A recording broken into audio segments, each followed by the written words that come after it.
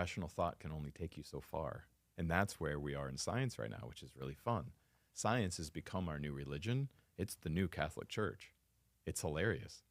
And that's because, well, humans are human. And we continue to make the same mistakes in different modalities. Well, what do I mean? What was the issue with the Catholic Church?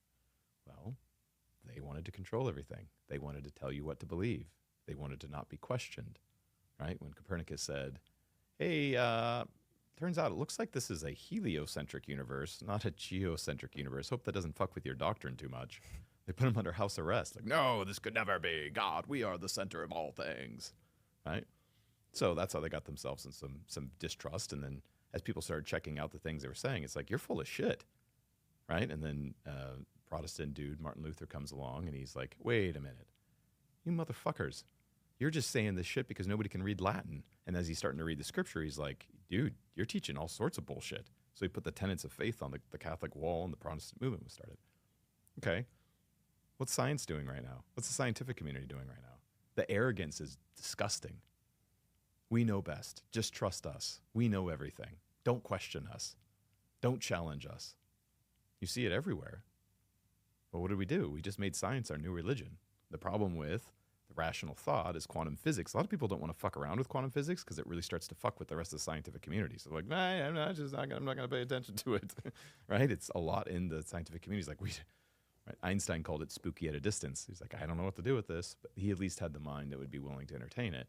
Well, the scientific community stays away from it because it starts to challenge a lot of what they believe. Their identity, their story of a thing is tied to their belief system, just like everyone else. Now, science, or the scientific method, the scientific method is brilliant.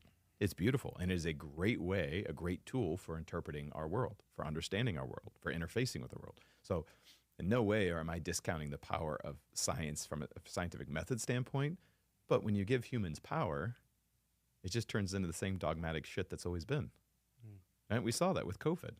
If a doctor said, wait a minute, this doesn't add up. Oh, you need to shut up. You don't know what you're talking about. We know best, right? 4 years later, CDC, yeah, it turns out COVID, kind of treat it like the flu.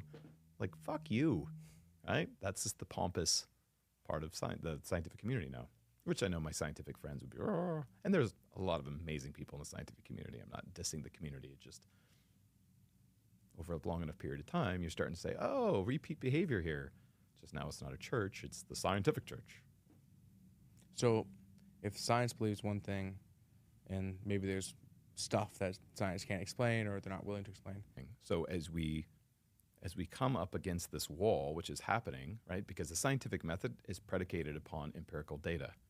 Well, empirical data has its limits, first of all, which is super fascinating in and of itself. But you really get stuck if you hold to the scientific method in its current state before quantum physics. You're stuck in the third dimension. You have no way to go beyond the third dimension because you cannot observe it. Listen, anybody try to, like, they understand, scientific community understands in theory that there are multiple dimensions, and mathematically prove there's multiple dimensions, but has no way to express it or see it, right? So it gets to its limits where it's like, hey, we can't explain things outside of the first three dimensions, which is where they're at. Quantum physics can go beyond that.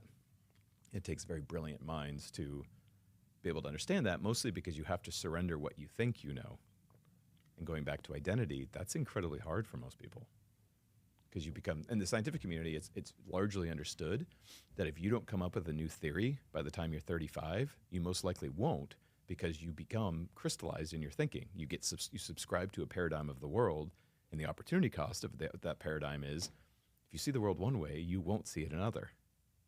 Which is why, like, go talk to elderly people. God bless them. We can learn a lot from them. But over time, most of them crystallize in the way they're thinking. So you literally are jumping back in time. Part of the human experience.